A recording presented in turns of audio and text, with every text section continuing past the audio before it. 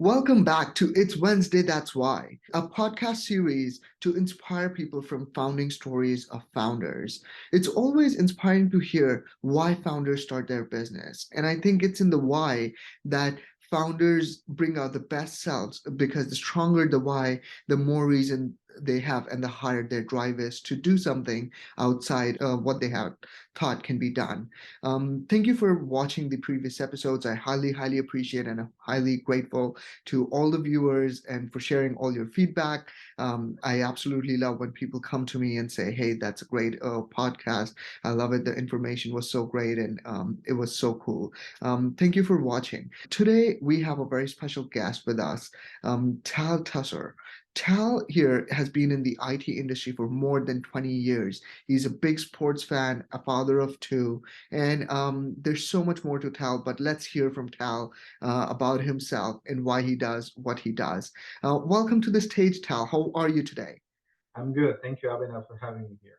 Well, it's nice to have you here, and I'm so grateful that you said, okay, I want to do this because I'm always finding for people to come on this podcast and share their life stories and inspire other people. So thank you for coming here.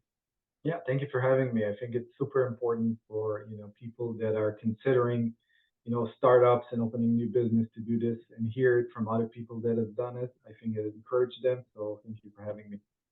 Yeah. So Tal, in your own words, how would you describe what it is that you do?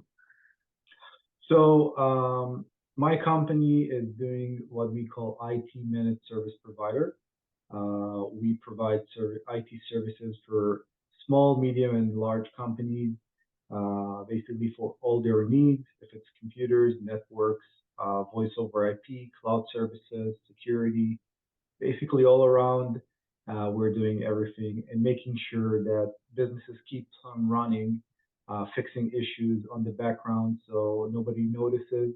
And when somebody comes to me and says, "Well, I hardly even feel that you guys are there, but everything is running so smoothly," I know that we did the job right. So that's on the tip of the tongue. And what made you go into the IT field? And what's your why? What inspires you and what drives you every day to go to work and say, "Hey, I'm gonna solve 10 more IT problems today and help people overcome that." Yeah, so it's a passion that started a long time ago. I got one of my first computers when I was 14. I was so curious. I actually took it apart to pieces. And when my dad came back home, he's like, "I'm not gonna take it back. You have to put everything in." So that's basically how it started, the passion to play around with these things and get to that.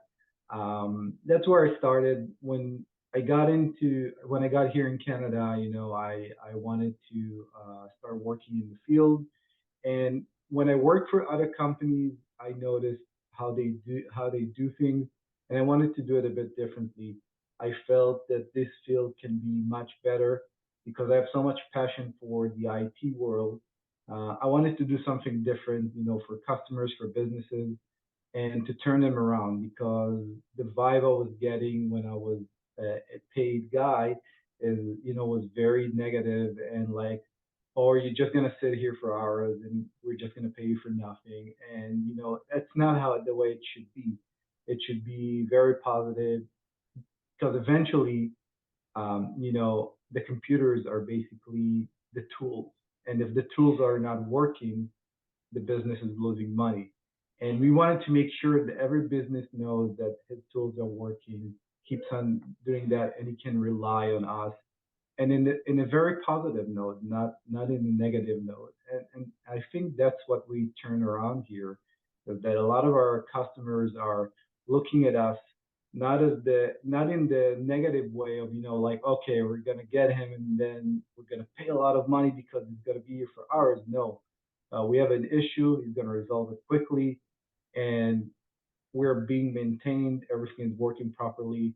Because eventually, a business that doesn't have issue can increase its revenue exponentially because he doesn't have to deal with that. If you have to deal with a lot of issues, it's stopping you from progressing. And I think that's where we're a little bit different than maybe other companies. Well, that's great, and I've seen your passion. So a while back, I spilled smoothie on my laptop, and I was like, okay, what do I do now? And I'm like, only if I knew an IT person who could help me. And I'm like, okay, I just came in contact with Tal, and that was a time when we had recently met. Yeah, So I'm like, okay, hey Tal, can you help me? And you were very, very like I'm not finding the right word, but you were very passionate about how you're doing stuff, but also you were very, very thorough with your process of starting my laptop again. And I was like, okay, thank you so much. So guys, please don't spill smoothie on your laptop, but if you do, Tal's the guy you need to go to. yeah, Um, and if it's a thick smoothie, it doesn't matter because a smoothie is a smoothie essentially. Exactly. Hey, and thanks for sharing your why and what about your passion. But what makes you so passionate about the IT industry or about laptops? I just like to dig a little deeper and say, okay, I know you're passionate, but why are you so passionate about this industry? What makes you so passionate about this? So it's an industry that keeps on evolving. Nothing ever stops, and it's kind of nice. I think a lot of people, in their industries, things are very repetitive, and it's very hard for them to remain passionate about what they do. In the IT world, nothing remains the same. Like whatever is true today will probably be changed in the next few months or a year. So it keeps on changing, keeps on evolving. You keep finding new things. You asked why am I passionate? Because you know you can see the evolution, for example, of laptops, where we started and where we are today. When we started with big box, of laptops, and today we have smaller laptops, are capable to do more, are capable to run for longer. Um, and all these solutions that we have today, it's a very interesting world these days than what it was before. We can definitely talk a long time about this, but the biggest thing right now going on is cybersecurity. A lot of people are getting hacked or ransomware, and that's now one of the main passions we focus on is to educate people to understand that it's not about if I get hit, it's when you get hit, because we're all a target and we have to be prepared for it. Mhm. So because these are just small examples, but again, this industry keeps on evolving, and eventually, today it's cybersecurity, tomorrow it's going to be something else. The Yes. wheel never stops. It always continues. And that's why I love about this business. Yeah, and going a little bit off the topic, what is one of the things you see evolving right now, and how are businesses adapting to IT? I know, there's everyone has an idea or a rough idea of what IT is, but I don't think, and especially small businesses, I don't think they consider IT to be a huge part of, their company. What are some things you see evolving in the IT industry right now? What are some new trends? Um, as I said, the biggest one will be definitely the security part. That's the biggest trend. Even small businesses, like you mentioned, they're not aware what IT does. They're just thinking of IT, that person that comes and fix my computer, or somebody that can help me with small things. No, we do a lot more than that. Taking it into a security zone, which is very complicated. And I think just in the last year, the cyber crime was, I think, $22 billion that people paid in less Wow. than a year, which is crazy. And especially we talked about small businesses. Small businesses are like, well, I'm small, nobody gonna reach me, and even if they do, what will they take? It's not about that. It's about, if I now take everything you have in terms of IT, which means your computers, your network, and everything, how long it will take you to be up and running, right? Mhm. uh, and that's a hard stop. And nobody wants to be in a hard stop, especially when you're a small business or a medium business, doesn't matter which size. Because if I have to start creating everything from scratch, it's a lot of time, a lot of money, and we're trying to prevent people from getting there. That's the main goal. And I think small businesses are getting there today to the understanding that they're small and they don't have the time to deal with these things, so they better be prepared. That's true. And what's one tip you can, give small businesses out there? Because I think our listeners, most of them are small business owners and entrepreneurs and founders of, startups. What's a tip you can give to them in terms of IT, because you're a specialist in that field, that can help them grow or maybe sustain their business or stay safe, from cybercrime?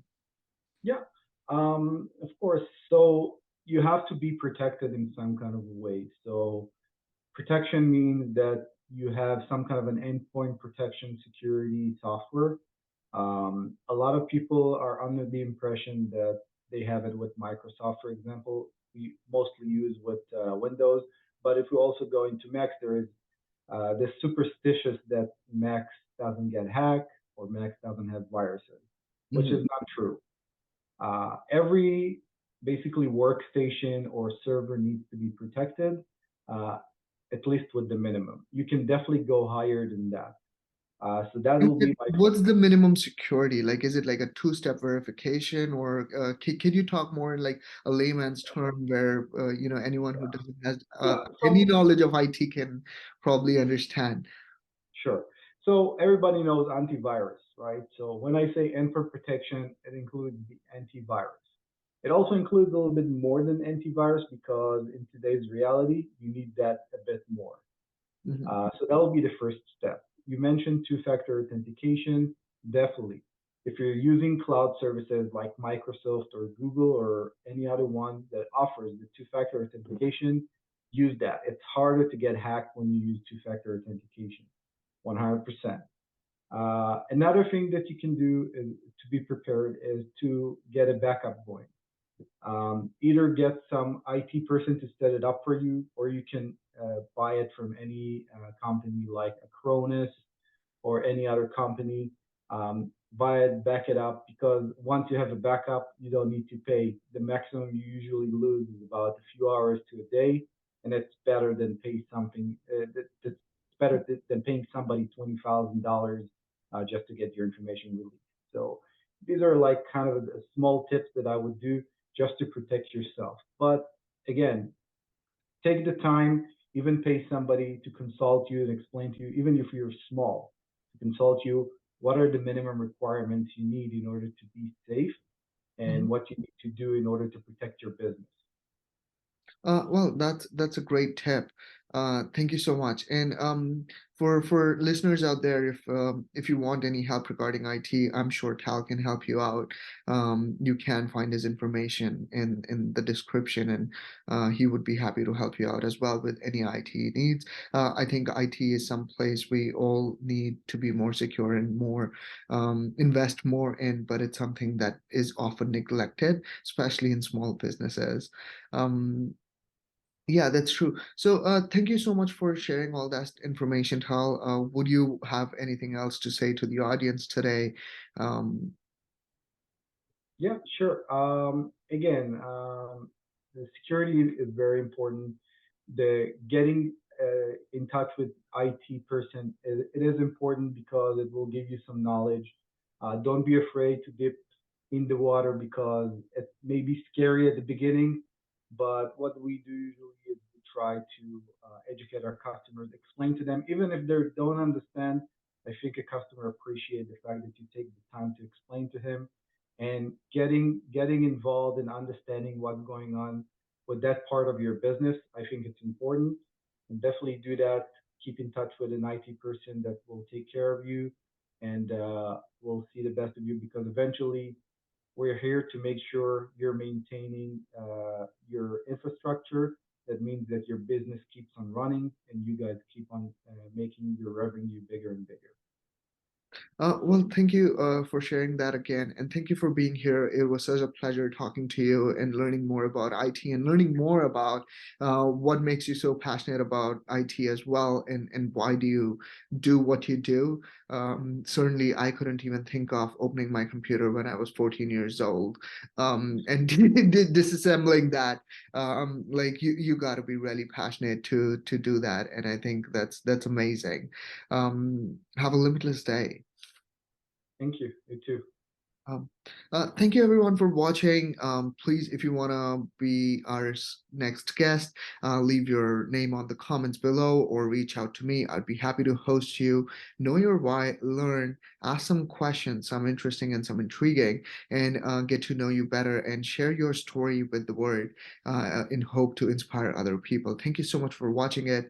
I will see you next Wednesday.